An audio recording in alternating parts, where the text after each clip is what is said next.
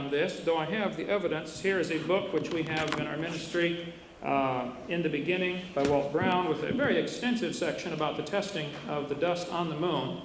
That was one of the arguments you brought up. Isaac Asimov said, I get a picture, therefore, of the first spaceship picking out a nice level place for landing purposes, coming in slowly downward, tail first, and sinking majestically out of sight. Isaac Asimov, 14 million tons of dust per year, Science Digest, 1959, before they went to the moon. 1956, Raymond Littleton in The Modern Universe, from New York, Harper and Brothers, said Littleton felt that the dust formed by only the erosion of exposed moon rocks by ultraviolet light and X-rays could, during the age of the moon, be sufficient to form a layer over it several miles deep of dust. So Littleton predicted in 1956. Thomas Gold proposed that thick layers of dust accumulate in the lunar maria, the lunar surface, again, from monthly notices of the Royal Astronomical Society of London, 1955. I can go on and on with quotes, but as far as the amount of moon dust that does come in, there's a very technical journal here, the technical notes on the moon dust, how much has been measured, and I'll be glad to make a copy and send this to you. I should have thought of that ahead of time. It's been a busy week. Herbert Zook of NASA was the man from U.S. National Aeronautics and Space Administration, had been intimately involved in estimating the thickness of the dust layer on the moon before the first Apollo moon landing. He helped analyze the lunar material brought back from the moon. Of the many interesting things he told me and sent me by mail, one is critical in answering the above question. NASA did not realize until the moon and dust rocks were analyzed that only 1 part in 67, 1.5%, of the debris of the moon came from outer space. The rest was pulverized moon rock. So 1% comes from outer space. So you've got an even more serious problem. If the dust layer was only about a ½ inch thick, and you can listen to the entire conversation available from NASA, or I've got it at home, of the guys when they landed on the moon, the first hour and a half conversation, a lot of the conversation was about, where's all the dust? I talked to the man who created the backpack that Armstrong was carrying. He said, Mr. Hovind, he lives in Oshkosh, Wisconsin. He said, I was instructed to make the backpack dust-proof because NASA still seriously was worried about him sinking into the dust. They thought it would be a serious problem. You can take a look at the pictures and see the large lunar modules. What happened in 1972, after they'd been to the moon quite a few times, somebody revised the calculations of how much dust should be accumulating on the moon. But the technical notes I have here, which will take a long time to go through, indicate in 4.6 billion years, figuring in a factor of 67 to 1, which is the amount that's actually found there, the dust layer would be 1,033 feet deep if the moon were, and I'll be glad to send you all this stuff. If you'd like this book's available, and it's none of my stuff's copyrighted, you can copy it and send it back, get your money back, and I'll have the book. Thank you.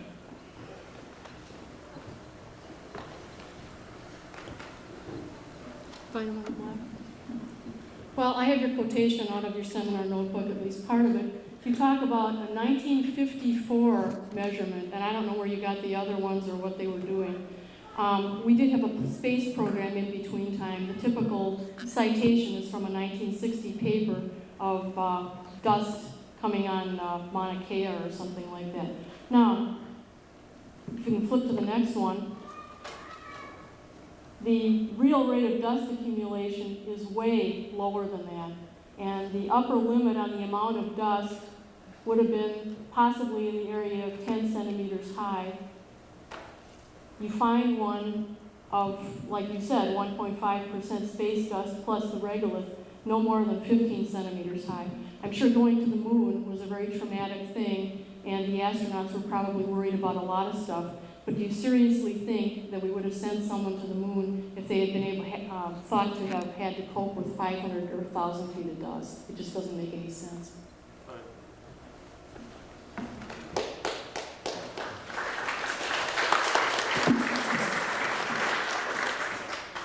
I will certainly send you those quotes, and you can deal with those people who said, what you gave here is an example that you said might give 10 centimeters of dust, which is about 3 inches.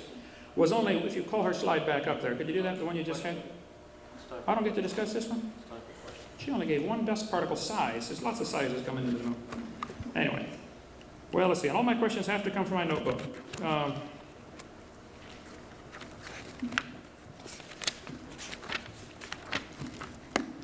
Let's see. Could you please explain, question 13, when, where, why, and how did single-celled plants become multicelled? And where are the two-celled or three-celled or four-celled organisms in the world? Why do we have nothing that is two-celled? We go from single-celled to multi-celled. How did they make this jump, please?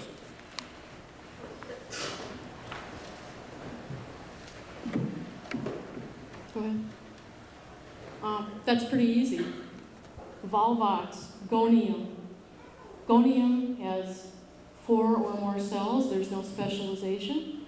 Volvox has hundreds of cells embedded in jelly. Some are modified for reproduction. If you're looking for intermediate forms, these are 2 perfect intermediate forms that happen to still be around. When did they go to multicellular? Well, there's evidence in the fossil record of multicellular algae about 800 million years. I don't know what the big deal is about having 2 of them. I've got 4 of them right here. In 1 billion to 700 million year old rocks in China, Norway, India, and Canada, we find these multicellular algae. The first land plants, 450 million years ago. The first vascular plants, 408 million years ago. There is a progression with plants as well as animals.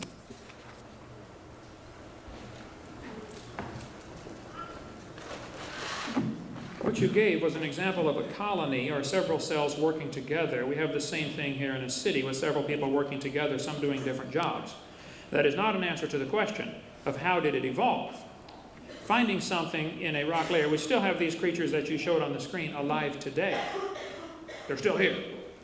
So finding them in a fossil record, which I think I showed you pretty clearly, the fossil record is based on circular reasoning, is not evidence at all. And that finding them in a colony, several cells working together for a common good, is still not the same thing as a tissue or an organism.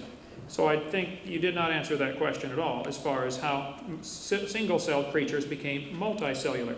Because there is no answer to this. As any biologist who understands their stuff will tell you, we don't know. We think it happened because we're here, but that's not science. That is religion, which is my whole point. It's all based on something you have to believe. You think it happened, you're welcome to think that.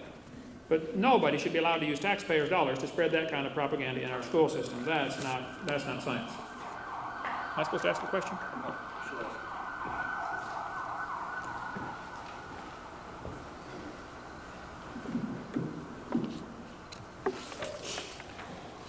Your information concerning measurements of stellar distances is outdated, to say the least. What is your basis for restricting parallax measurements to only, I believe you said, 20 to 100 light years, and possibly ignoring all the other types of distance measurements completely?